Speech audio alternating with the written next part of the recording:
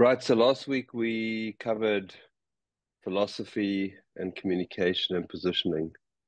And obviously it creates a really fantastic foundation for us as referees or for anybody that's involved in the game, especially the philosophy, always remembering why we're involved in the game, how we got involved in the game and that we love rugby and that every other person involved in the game, they all have their own story.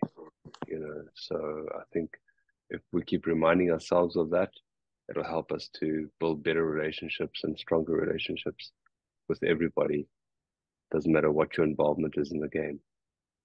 Communication, of course, keep it simple, keep it clear, keep it short, always take the high road, promote pro-social behavior, etc. And then the last thing we talked about was positioning. We looked at Craig's positioning and then also Khalil. Work hard to be in the right place.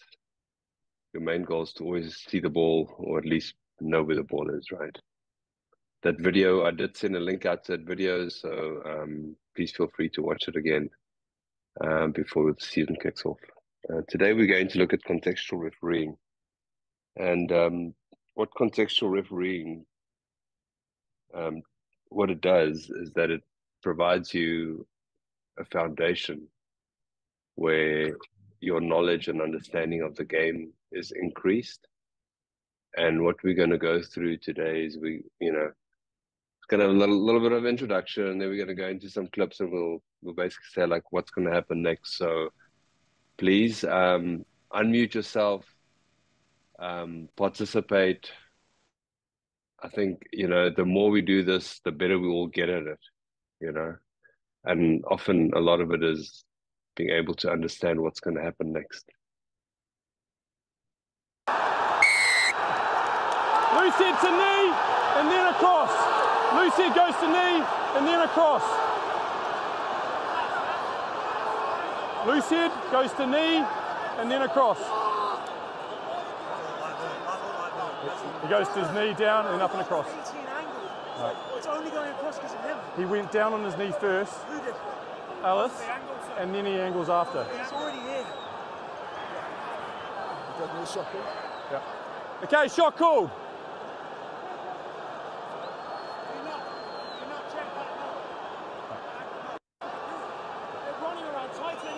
Before that happened, he goes to his knee. Okay, but reset that. It's penalty. He's done the same like that. Clear release, please. You went down on the player. You're on your knee. Sorry, Matt, I didn't see the replay. I thought you stayed on him. I didn't see it come off enough. So that was all right? Yeah.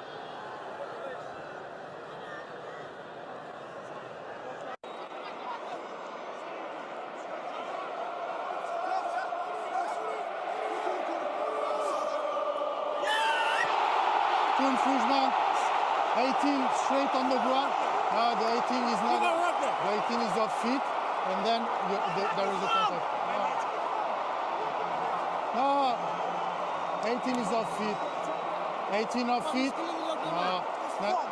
Can I speak? No, wait. No. Can I speak to you? Come. We've all had games that are very high pressure games, they're tense games, they're close games. And what contextual refereeing, the foundation that it provides for you is that it allows you to be better in those situations where you can be a lot clearer. Your communication is very simple and straightforward, easy to follow and easy for people to understand, right? So if we go back to last week, if you remember, we said, you blow your whistle, primary signal, you wait a moment and you can go 5 blue off their feet because that verbal communication is for everybody around you. And then people start clearing and then you go 1 signal. The more you explain, the more you use your words, the more opportunity you have to say something unreasonable or that people might misunderstand. Like there was a lot of talk about Wayne Barnes. They said, oh, he apologized to New Zealand. He didn't apologize to New Zealand. He just said, sorry, didn't see the replay. So just think again in those kind of situations. If someone asks you about it, you can just, all you do is you repeat what you call the penalty for. Tackler, assist, no release, right? Never get into a further conversation. Just go tackler, assist, no release. And that's your story. But what we want to do here and what we'll go through the presentation, I mean, the main goal of the presentation is that we create a game that's easy to follow, which makes it easy to play and easy to referee.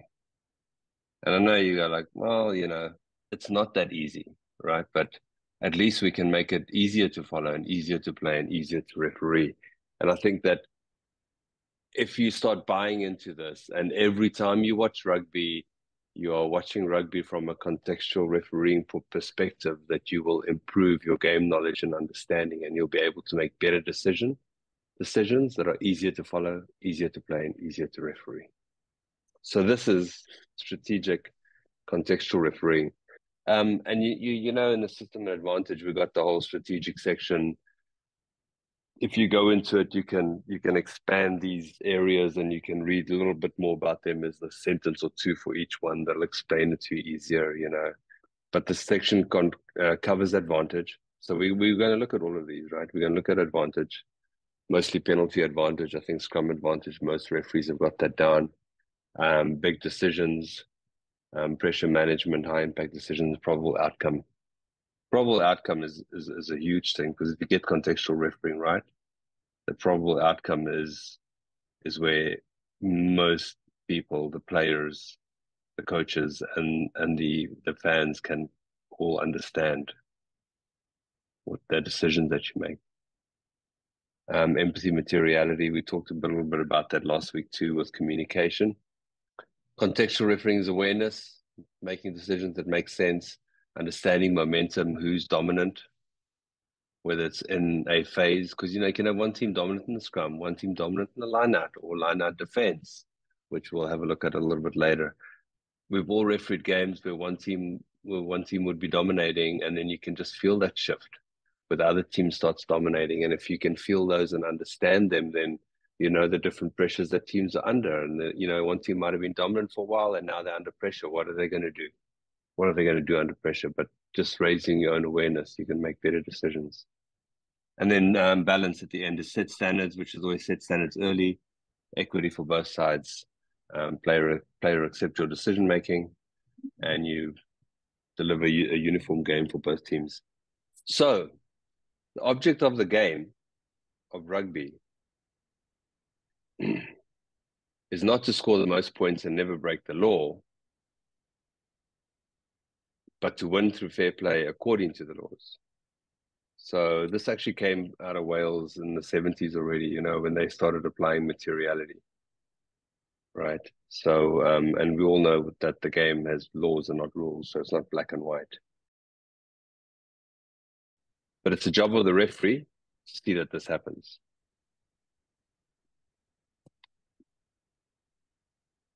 Start right at the beginning. We always talk about setting standards because it helps you, the referee, and players to understand what is material, what is not, what will be allowed, and what will not be allowed. And if you're able to do that early in the game, whether you do it in the scrums, lineouts, breakdowns, space, foul play, sometimes with high-level games, you only have to make one or two standard-setting decisions. And if you do them quickly, everybody understands, and they the players are experienced enough to understand exactly what you're providing for them. And then they can decide the outcome of the game. So, going straight into advantage. So please feel free to unmute yourself. After each clip, we'll have some discussion. Set! Thanks, Will. Not gone for. Go. Advantage.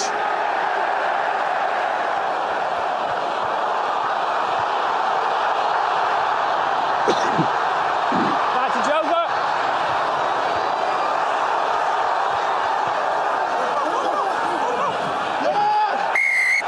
Don't drop out. Is everybody happy? Advantage is over. Hey, Richard, it's Matt. Hey, Matt. Hey, so I'd have to go back and see exactly where the penalty was given. But in a situation like this, I think it was at midfield, and I don't have any research on the 22, who I'm guessing is the reserve fly half in this case, or the primary kicker.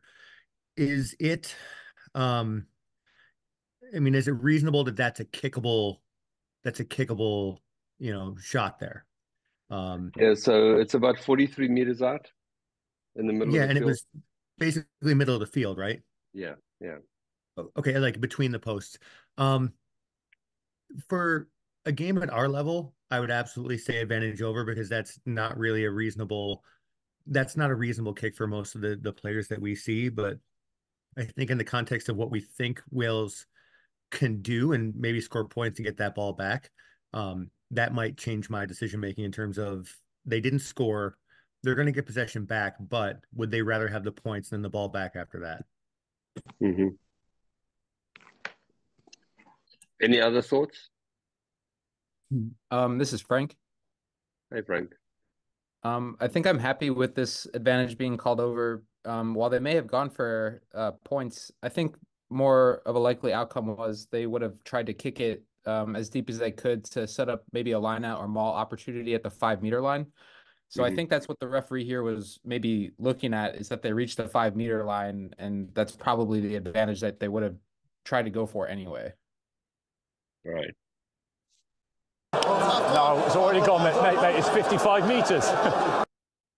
Okay, so the referee says to them, no, it's 55 meters. Again, we talked about like make sure that whatever you communicate with players is correct, right? It was actually at 43 meters where the penalty was played, 43 meters out, and then he called it over with about 15 meters to go, so you didn't get you didn't get all of the 50 meters. And that's all fine and well that you go advantage over. Again, if this is a situation, what would you be doing? You got the last few minutes, Red is down by 2 points. What are you going to do as a referee? Because now this is contextual refereeing, right? You're playing advantage there, right there. There's 2 minutes to go. What are you going to do? Perhaps you could not even play the advantage at all. If you have the context that it is in the kickable range, that is Mhm. probably the best advantage there is. And so therefore don't play it. Right. I mean, most of these scenarios, you can actually get yourself out of it because you can go like, can't play advantage, the scrum's disintegrated, right? There's no more scrum. So what are you playing advantage for? You could just go, it's a penalty.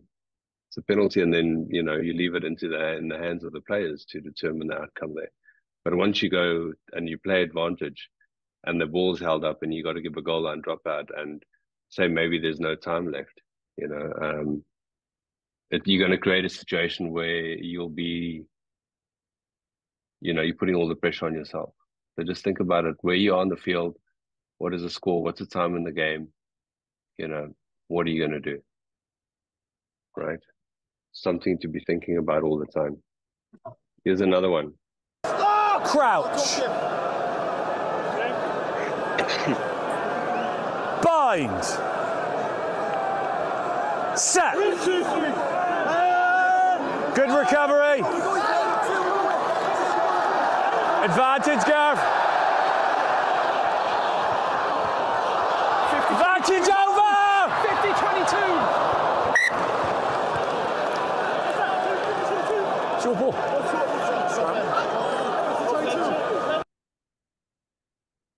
Everyone happy with that? Advantage over 50-22. Was about probably 54 meters out, 53. I guess I just Artie. wonder, I mean, maybe he's assuming that it's going to go 50-22, but in a situation like that, I just wonder why say anything. It just feels like you're reducing the options. If you just let it breathe for a second, Mm-hmm. then you are at least giving that Welsh player a choice. I mean, chances are he'd still want the 50-22, but then, like you said, before, you're putting that choice in the hands of the players instead of in your own. Yeah, absolutely. So, I mean, he could have just waited for the ball to go out because they called advantage over before the ball was even out, right? So I think if the ball was going to go out and this is 50-22, they get the ball back. You can say advantage over, because they're not necessarily going to be kicking a penalty over from 54 meters out, right? 5 meter line out. The team in black throwing the ball in. What's going to happen here? You're the referee. Somebody tell me what's going to happen. Maul. Okay. The black's going to maul. So what are you looking for as a referee? What are the things you're looking for? First of all, where are you going to stand? I'm probably Stand on the defensive back. Okay. Because that way, if they come across, you can see them actually score. Mm-hmm. And if they're actually not binding correctly, you can also see that if they come from the side, if they're swimming through as well. Great. And what are the things you're looking for? All the major things. So you're looking for, make sure ball's thrown in straight, no obstruction in the air, maul formation is accurate, and maul defense is legal, right? So here we go. Tell us what you see, what happened. More.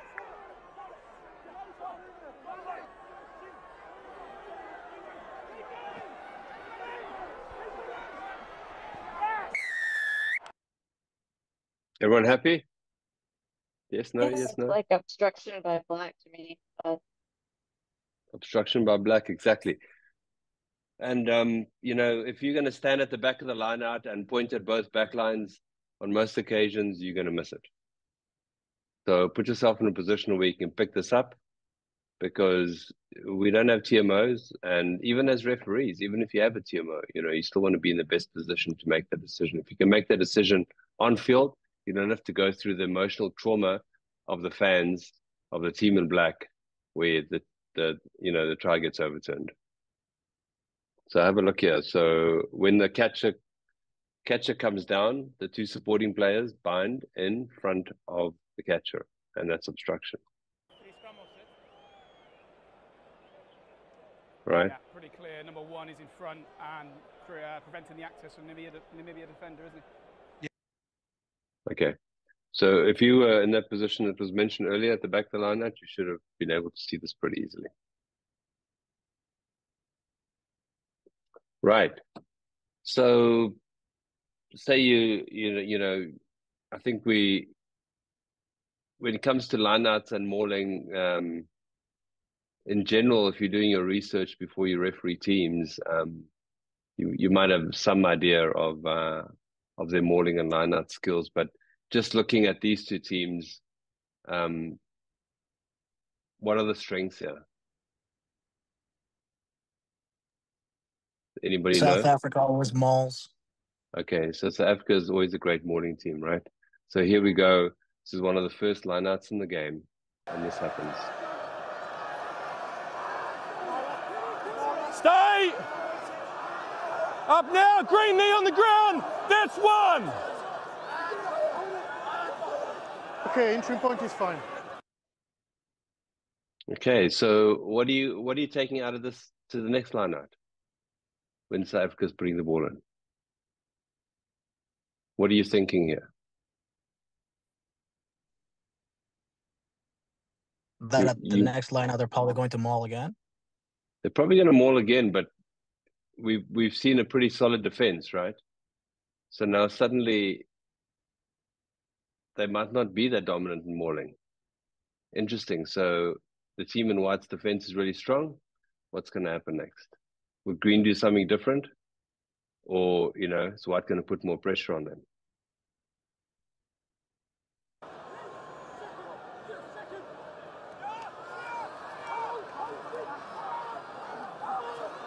Stay! It's just going sideways. That's one and up.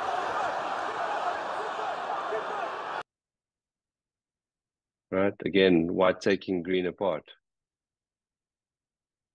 We get to another lineup. Now they've put the whole team in the lineup.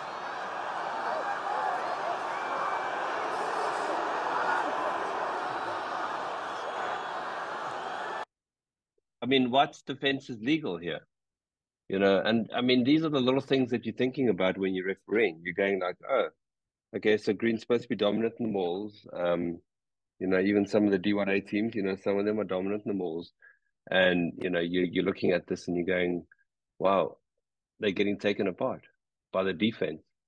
And the only thing that England, the team in white, really did is they just sort of turned the maul and drove it across the field, you know. And once they turn the maul, because you don't have to unbind anymore like you used to have to do years ago.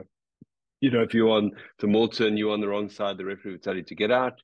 Now, if the maul turns, you don't have to tell people to get out. So what England did really well is that they turned the maul to expose the side of the maul to more England defenders. And that's how they took England defense apart in the maul. I mean, in South Africa's attack in the maul apart.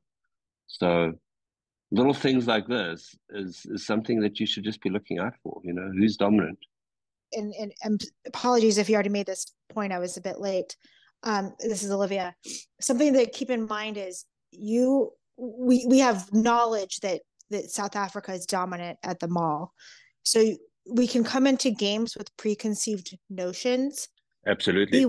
Be willing to have those get thrown out the door when you observe what is occurring on the field. Because if you referee to your preconceived notion, mm-hmm. you won't necessarily observe what you need to observe.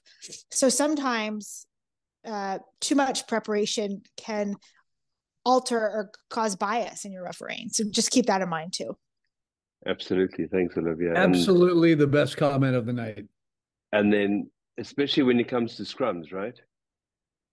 How many referees go into scrums with all these preconceived ideas, you know, and then they just start penalizing someone. And it happened in the opening game of the World Cup. You know, the opening game of the World Cup, the French number 3, you know, everyone thought the French number 3 was dominant. And the referee kept penalizing New Zealand number 1. But the French number 3 never scrummed straight, not from the first go. So it ended up being 3 penalties against New Zealand, where the French number 3 never scrummed straight. Never bound properly, never scrummed straight. And that's when you go into the game with this preconceived idea that this player is dominant, right? So everything can shift on the moment. And as we said earlier, with momentum, it can be a single phase, can be a set piece, can be a period of game, you know. So always be prepared. That's what's going to happen. So what we're talking about, Joe, is to be prepared, but also be prepared to understand the game and that the game changes. Thanks, Olivia. I don't think this is Tim. Hey, Tim. I commented. I think I was on mute, but Olivia's comments are the best part of the night so far. You've said that twice now. Thanks, Tim. Good. I just want to make sure. Do you want to say it one more time? I might. We still have a little bit of time, so I'll get there. I don't even know what the time is. It's only 8 o'clock. Keep going. My time anyway. We've got loads of time. So this is just an overhead view, you know, and you can see how they just turned and they just dominated, pushed them across the field, you know, players on the side. But all of their defense was legal, and they just did it 100 miles an hour, and they turn it here, and then they all come in over here on the side, you know, and I think what Olivia mentioned here is that you could have a preconceived idea that you go like, there's no way that the green team's maul could be disrupted like this, so white must be doing something illegal. And the bottom line is they didn't do anything illegal. You know, and it takes a really good referee to be able to play through that. Now for the fun stuff. So here we have Greens leading 10-8. I think it's about, 12 minutes to go. Greens putting the ball into 5-meter defensive scrum. Who's going to be doing what? What do Green need? What do White want to do? White wants to disrupt. Right. So White wants to disrupt. What do Green want to do? Kick the ball away. Yeah. Area. Yeah, so green wants to exit, right? But the first things first is that the green tight head wants to make sure that they're straight and that they got a very, I mean, Lou said that they got a very steady platform for that ball to be put in, right? So those are the things we're looking for here. Crouch! Bind! Sit!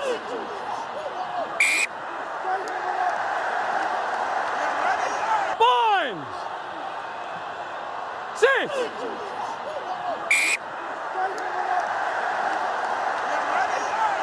Unstable.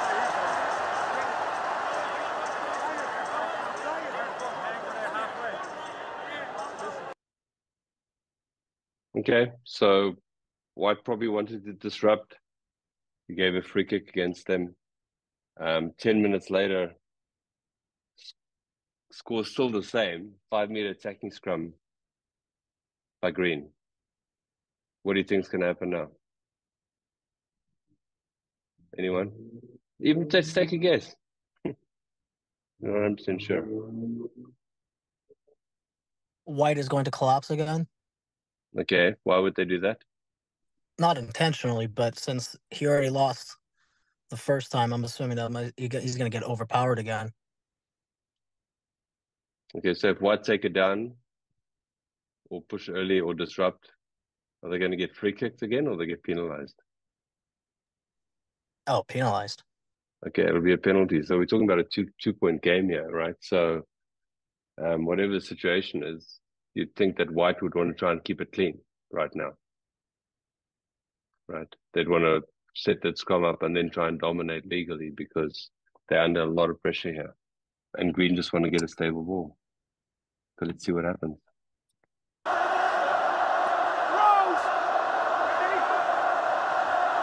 Crouch! Bind! Come up. Time's off. Straight down. Don't use your head on the shoulder, okay? It's your ball. Don't use your head on the shoulder. Let's reset, please. Time will go when we're ready.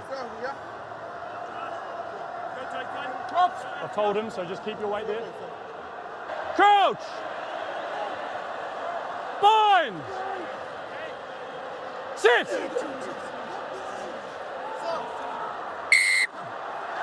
Second time. Thoughts on that decision? Stall process. So you had one scrum, reset it, spoke to players, then he gave a penalty. Any ideas? Any thoughts on that? I think this is Artie, by the way. Green, he spoke to Green, warning him, but then penalized White. Mm-hmm. And I think he took it out on White. I don't know if that's the right term, but because of the fact that they disrupted and they collapsed earlier. So Mm-hmm. I think he was more critical on White rather than on Green, who still was being warned on. Right. So the thing is that I just want, and that's right, Artie. And I think like the thing that we want to think about here is the picture that you're painting for everybody, right? When he reset that scrum and spoke to the green team, and then goes and penalizes the white team, it's just like the process is frustrating for players, right? For the white players, maybe the team coaches too, because I'm sure the green team are really happy about this. But the fact that he only spoke to green kind of gives the impression that green's doing something wrong. And then he goes and penalizes white, you know. But the most amazing thing is, and we'll have a look at it now, is that what green did is once the scrum went down, is that they crabbed across. You can see at the back with the flankers and the number 8. Let's have a look here. You see how they all move? Look, 1, 2, 1, 2. You know, and the number 9's holding the ball up. You know, so they're playing the ref, and they're doing a pretty good job playing the ref. If you wanted to see that again, see there. Once they engage, they're all moving. Pretty interesting, eh? So just think about the story that you tell when you get to the scrum. you know, if you talking to one player and then you suddenly start penalizing someone else, it just feels like you know, there's no flow in your decision making. So what we're going to do now is we're going to look at the scrums in this game. I want you to also listen to what the AR is saying, because the AR comes in on a couple of occasions and it goes through these couple of scrubs. You know, the South African loose set, a new South African loose set came on, and after the scrum, another 5 new players came on. And you can have a look at all the scrums and you can listen to what the AR is saying and just think about everything that's happening and the referee's decision making and what the AR is saying and how that would influence the referee. Coach! Fine! Sit!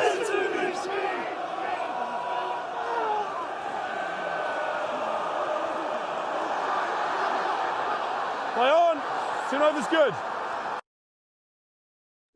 So they got a tight set there. Now we've got new front rows. Sit! White. Reset. We got knee on the ground. Off feet, knee on the ground here. If the AR goes white, it means that white's infringing, right? Fine! Sit!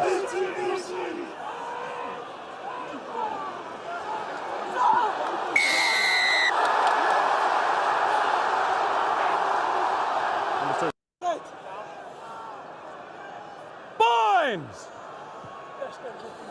Sit!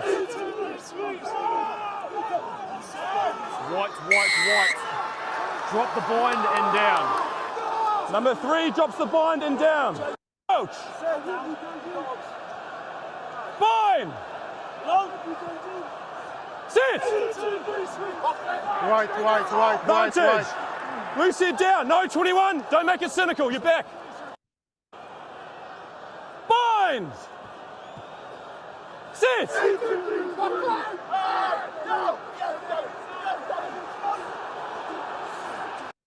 So all of these scrums have led up to that last scrum that we'll look at right now. So think of going into that last scrum. What do you think is in the referee's mind? What do you think is in the AR's mind about who's infringing here? So if you're the referee, what are you going to do going into this last scrum? You got a scrum here, you got like a couple of minutes left, right? Who's been infringing? What's the referee's perception of the scrum? And the AR? Anyone? As Rebecca said, just watching white. Mm-hmm. Watching white, right? So I think one of the things that we would like the referees to do in these situations, that we don't want you to just keep penalizing somebody. If you're going to penalize a player, you need to be able to go and try and manage that player to make sure that they are legal.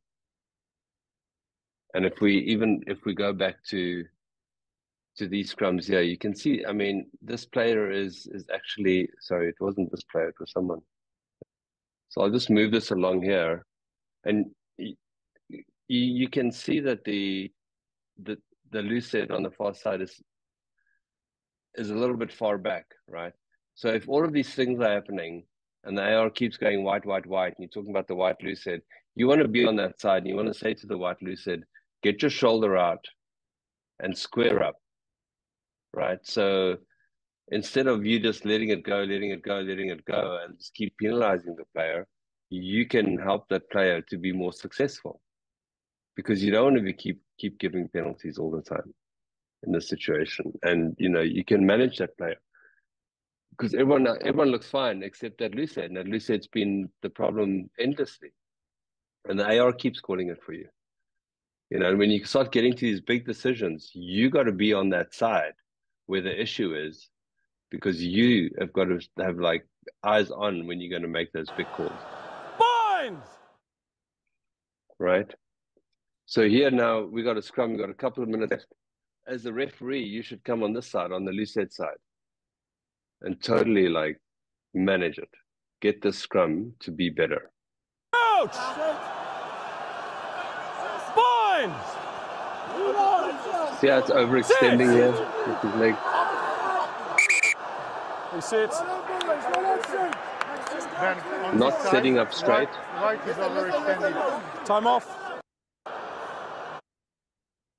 Richard, how many of what? our referees are going to understand the technical aspects of front row play?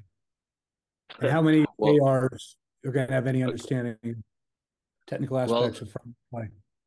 Number one is that we want the referees to take charge of the scrum. And as a referee, you got to set the scrum up to be successful. And where you're going to start is you're going to start to make sure that everyone's shoulders are in line and their body positions are straight. So it's a good departure point, you know, especially if you're not that technically skilled at scrums, because, you know, we can be refereeing rugby for 40 years and still not know exactly everything that goes on the front rows. But what we can do is we can straighten all the shoulders, make sure the break foot's out, make sure the scrum is stable at every process before you make the next call, and that they bind properly and that they square and steady until the ball comes in, which is what we're asking ARs to make assumptions on technical aspects of play that they don't understand. And a lot of ARs from my seat want to get involved in a game. Yeah, well, I think that our referees, and especially in the top level games, we want our referees to take charge of those scrums. And you're going to referee, and we've been saying this for ages, you referee scrum to scrum to scrum. And it's your job to make sure that the players that you're setting the scrum up to be successful. And I don't think they did it in this game. You know, I mean, even in the scrum, you know, the referee took the other side and left it up to his AR to make the call. Not once did he go to the player like, you know, you had an angle already and you overextended. You penalized him for it previously, but he didn't go back and go like, okay, I'm right here. Straighten up, get your shoulder out. Let's do this properly. Because then you can avoid those situations instead of just having to keep penalizing or guess. We don't want you to guess. Does that make sense, Tim? 100%. Don't guess. Don't guess. Don't make assumptions, right? Based on something you've heard. Absolutely. Rather, if you're not sure, reset it. If you're not sure, reset it. But we'll talk about some resets in a little while too. So anyway, so here we go again. So now the referee's on this side.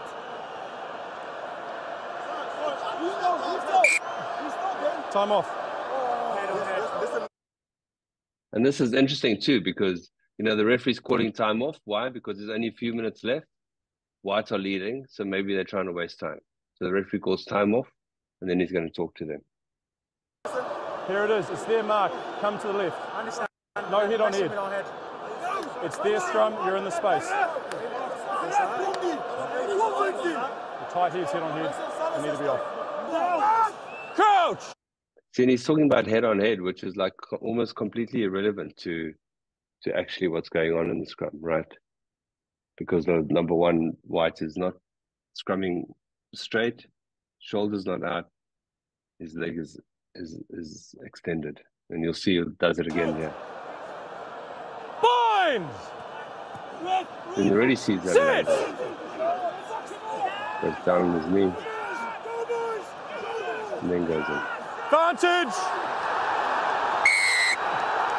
Loose head to knee, and then across.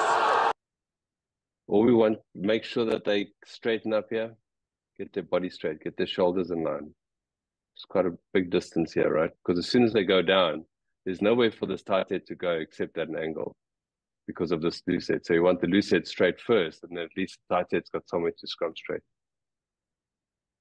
But it's your job as a referee to go out there, scrum to scrum to scrum, and make sure that you're setting it up properly.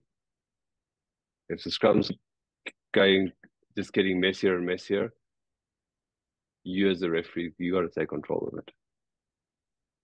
You know, and we've got a lot of good scrummaging teams in this competition in the spring, and you've got to be very, very sharp.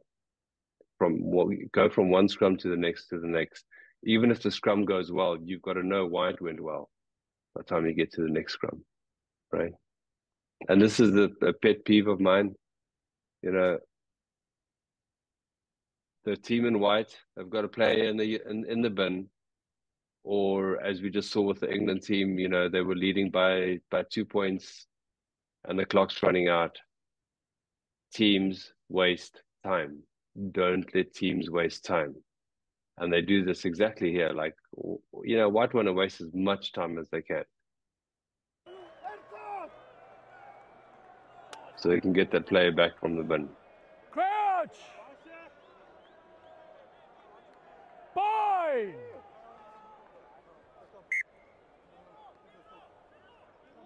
Too much from you? Okay, I thought it was all right. Remember, we stay down, stay in position. Yep. So they're wasting time. The referee's talking to them. So obviously the referee thinks the white team's also the ones doing it, but they just keep wasting time. And again, now when the scrum goes down, look at the scrum off. Still trying to get away with more. Crouch! Bind! Set!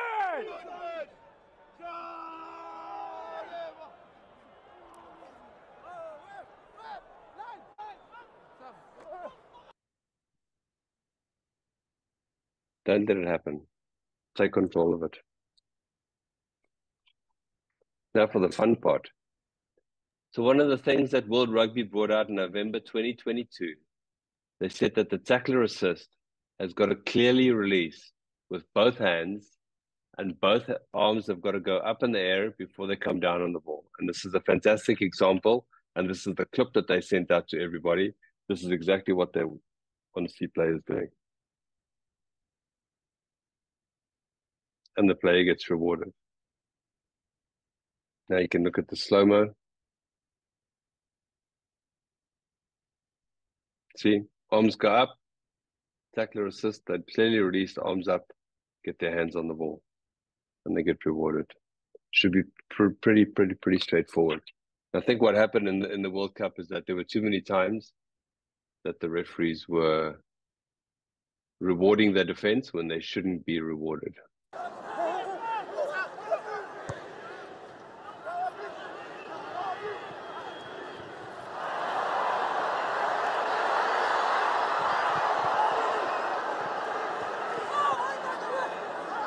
Tackle, let go!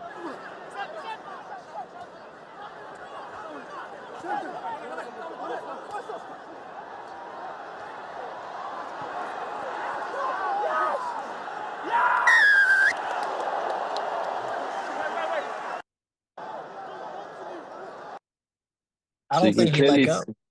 He never let go, right? And we can look at that again. So you can clearly see that.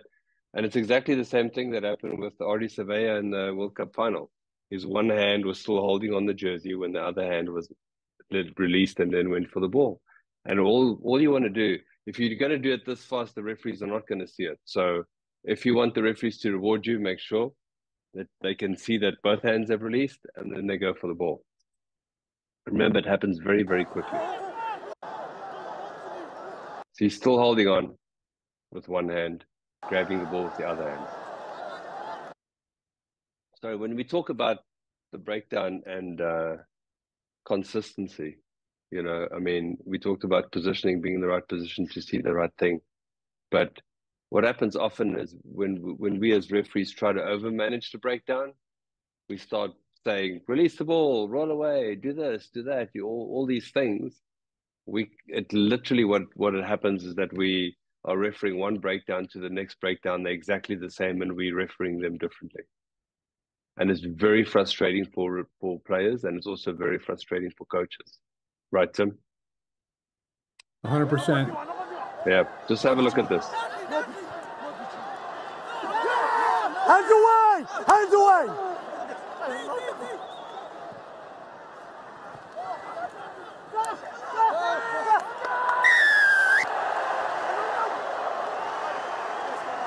Okay. Right, I mean, we had two situations that were almost identical. You know, and the one time, you know, Fiji were calling for the penalty and he said, hands away, got to release the ball. And in those situations, if you're saying hands away, you've got to release the ball, they've already slowed the ball down. So if that's the way you're going to referee that, you're going to tell them to release it. They've already slowed the ball down, so team should be liable for penalty, right? So now plays through that and gets to the next one. It's almost exactly the same situation, and then white gets rewarded. And it's so frustrating for players because they don't know what they can and cannot do. It's a great example. So now we're going to look at the breakdown context. We're going to think about who's dominant, who's under pressure, what are they going to do? Six!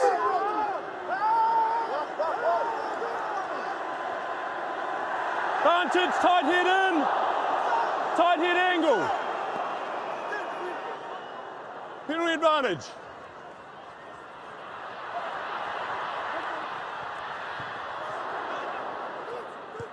Over! So who's under pressure, right? If we just go back a little bit, we can see we have two green players coming through, one player back for blue. It's very simple to say blue's under pressure. What are they going to do? So you as a referee, you raise your awareness and you're ready for the situation, right? Because anything can happen. Doesn't mean that blue's going to do something illegal. Doesn't mean that green's going to do something legal. But you got to be aware of what's going to happen.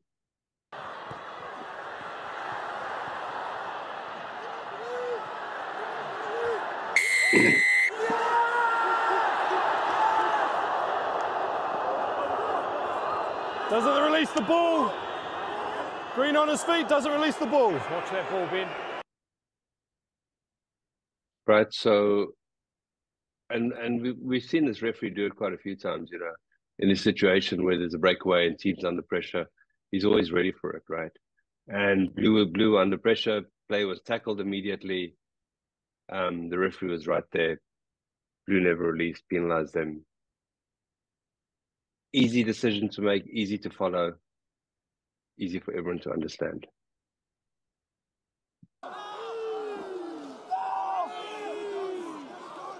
Get ready to move. Move, 9.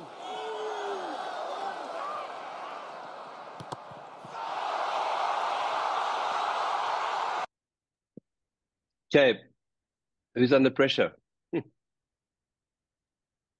Black. Right, so black's under pressure. What are they going to try and do in this situation? Seal. Sorry? They're going to kick the ball from out of the 22. Well, they'd like to do that, but right now, all they want to do is secure possession, right? So the things that you're looking at in this situation is that they're going to go down on the ball. Sorry? I think he's going to get tackled, and the second player, is he going to come through the gate or not? Exactly, right? The second player is probably not going to come through the gate, probably going to seal, something like that, right? So that's what you're looking for. Might not happen, but your awareness has been raised.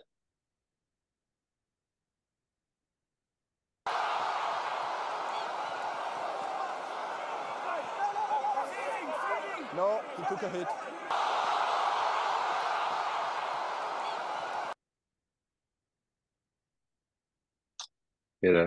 Straight seal, under pressure, easy decision for the referee to make, penalize team in blue, penalty to white. If you're ready for it, Now the referee goes, no, he's making some excuse. He's going like, oh, I took a hit or something. I don't know what that, he's saying maybe it was, there was a ruck before, but it's a straight sealing. This one gets a little bit more complicated.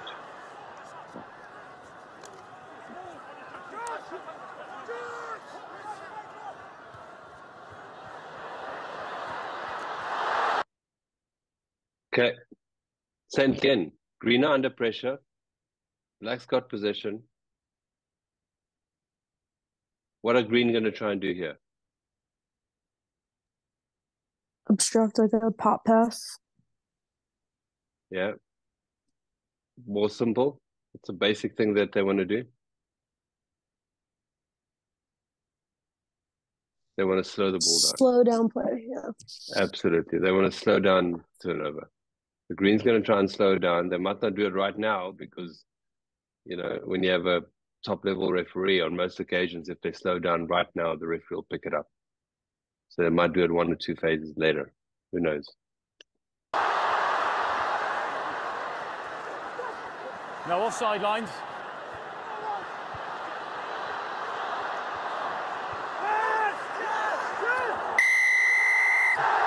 Eight's good. Mr. Clean. Okay, and that's a really good picture. That just went up there with the hands. Perfect. You take the line. So you're going to watch the obstruction in there? Yeah, mate, I think you just tap. Any thoughts on this?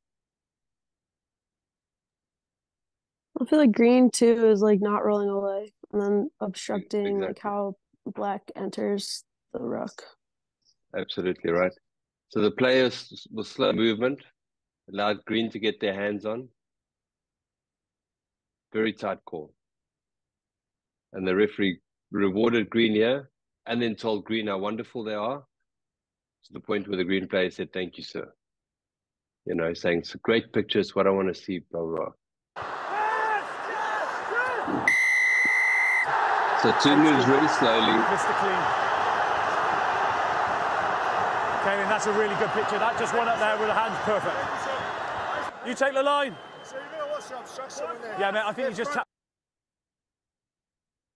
I might be wrong, but I don't think any team coaches want to see the referee telling players that they're fantastic when he rewards them with a penalty, and then everyone's smiling at each other, right? I think that the other team coaches and players might be a little bit uptight about it.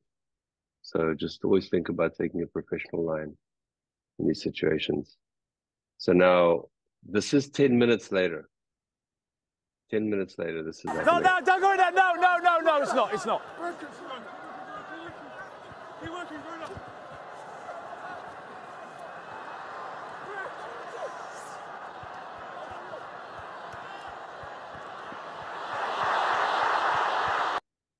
Right. Black's under pressure. Our offside lines.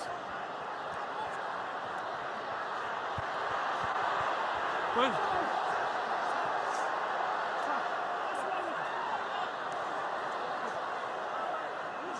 The black would love to slow this down, and they seem to be doing a pretty good job of it.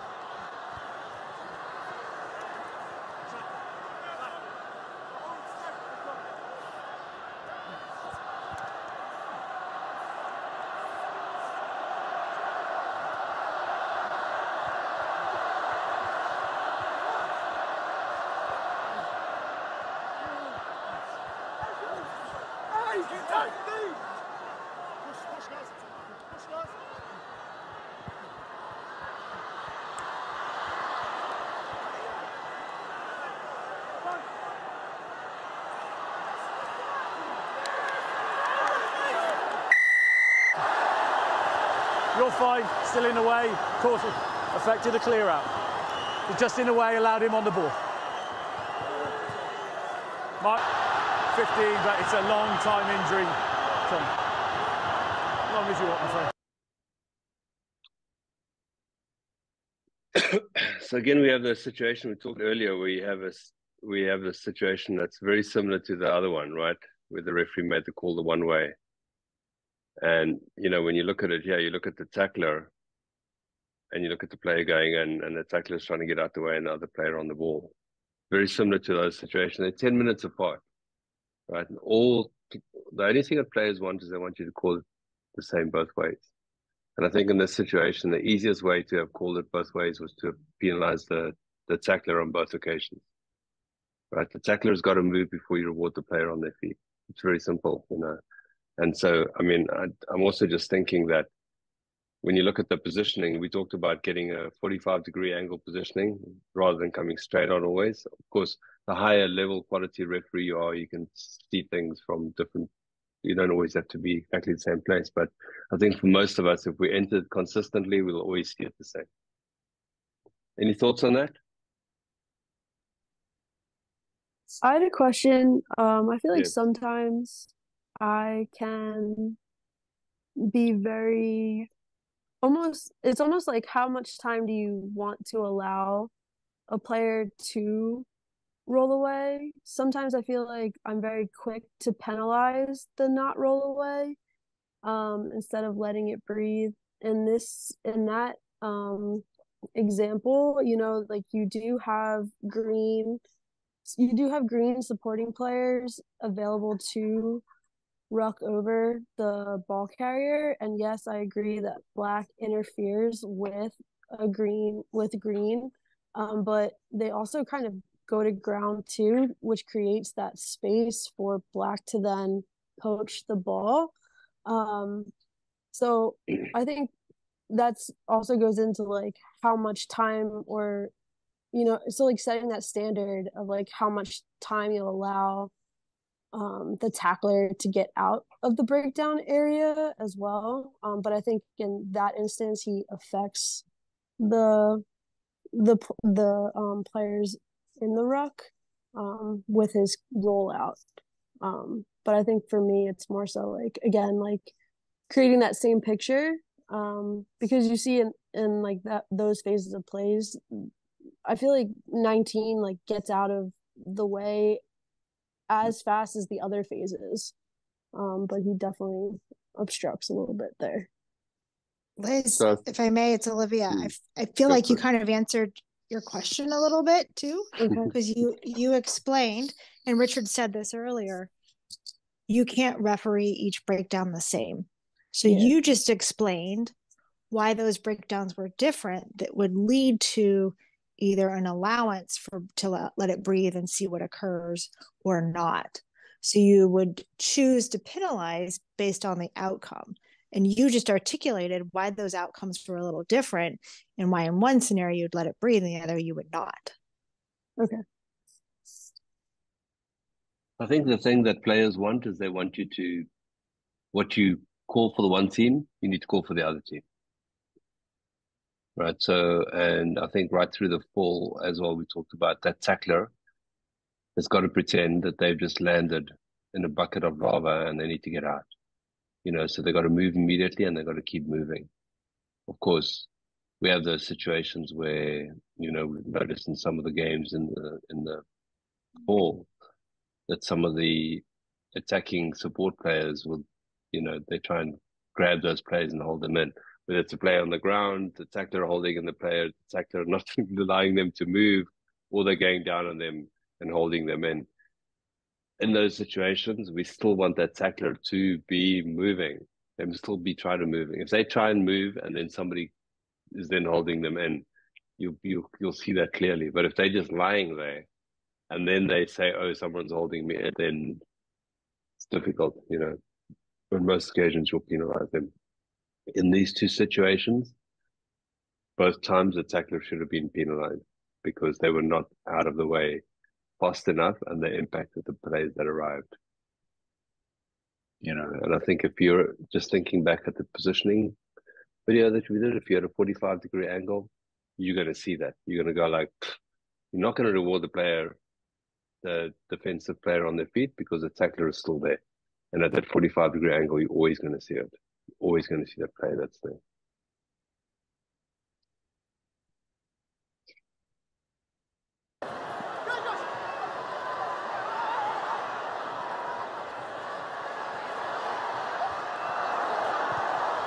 Advantage over.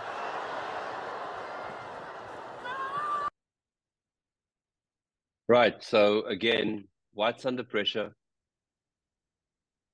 Right. What are they going to do? What are they going to do here? Because, red's all over them. It's a good chance red's going to turn the ball, get position here. So.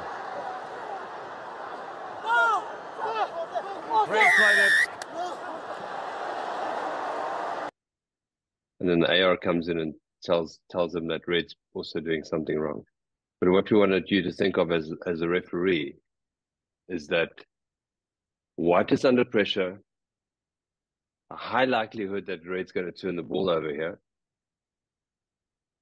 What are the players going to do? So all I want you to do is have a look at number 20, white, because white is playing in this direction. Now, if you're aware of these situations, you will absolutely pick this up. If you get in position very quickly, you might be on the white side here at a 45-degree angle already. You will absolutely see what number 20 white is doing. And you'll be able to not only penalize them, but you could probably easily yellow card them too, just for absolute cynical play.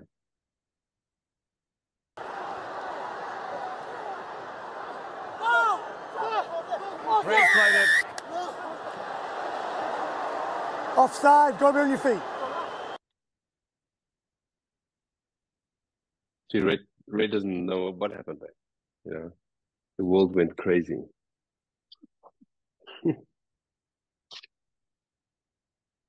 You might think that these things are very complicated and they're difficult to see, but they're not. And I think the more that you watch rugby and the more that you go like, oh, I think this is going to happen next, you start being more prepared in these situations, and you can make it's much easier for you to make decisions, right? So when it comes to contextual refereeing, we looked at the breakdown. Try and be consistent for both teams. If you set your standards early and you always arrive at a consistent angle to break down, you can make better decisions. All players really want, they want to know what they can and can't do. And what you call for one team, you got to call for the other team. I know it sounds very simple, but it's a little bit more complicated than that. But if you go through the same motions, you on most occasions will make the right similar decisions. And of course, we want you to manage space. We talked about those scrums, Tim asked about the scrums. Set them up for success. You're in charge of the scrum.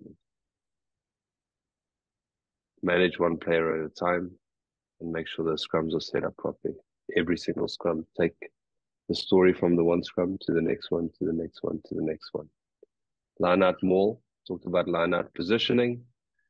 If anybody thinks that they can referee the line out from standing at the back of the line out with both arms out pointing at the back lines, I would like to challenge you, because I don't think you can see anything there except maybe some obstruction at the back of the line out, or that the ball's not thrown in straight. So into those 45-degree angles at the back and the front, so you can actually referee the line out. You can see through the line out and you can make much better decisions about how line outs are formed, if they're legal, defense, etc. Line breaks, we looked at a couple of those. You know who's under pressure, and you get an idea of what the expectations are, what teams might do or not do. Remember, even with contextual refereeing, that you think certain things might happen, sometimes it doesn't. There might be a breakaway, a player dives on the ball, a defensive player, attacking player just dives on top of them. Easy penalty, right? But you always be prepared for all those situations. And the more you develop your contextual refereeing, your game understanding and game knowledge, you'll be able to make those decisions a lot easier. Always know what the score is. Always know what the score is. You can make better decisions that way. And then also, of course, we talked about, if they're cards and time wasting, etc. It all comes back down to the beginning, which what we always talk about is setting standards in every single area of the game. And if we can put all of this together in a great story of easy to follow game, makes it easier for you to referee, right? Easier to follow, easier to play, and easier to referee. Oh, and we were over time, so sorry about that. But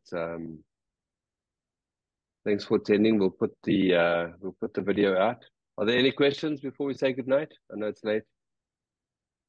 One thing from my seat, are you still on, Richard? Is this is fantastic material to review. And I do know there are coaches out there that will do everything they can to challenge our referees. They're in the business. I think some of them, work to challenge the referees more than they do to develop the skill sets of their players. And this type of info is phenomenal, and just to kind of be on the tip of the spear and what to be looking out for is super helpful, certainly from my seat. Yeah, thanks, Tim. I appreciate that. And I think it's just like, it's a work in progress, Tim, and I'm sure you also say that you've been in the game for a long time, and a lot of the referees here too, and referee coaches have been involved in rugby for ages, and even today we're still learning, right? We're always learning, always. But the continuous theme, consistent theme you hit upon in this is positioning, and positioning can't happen properly unless you've got you're in the right place at the right time, and you've got a clear head, and you have, your expectations are set, et cetera. So absolutely, yeah. And I mean, I think it's also, we looked at some of these games and like the pressure that the referees are under.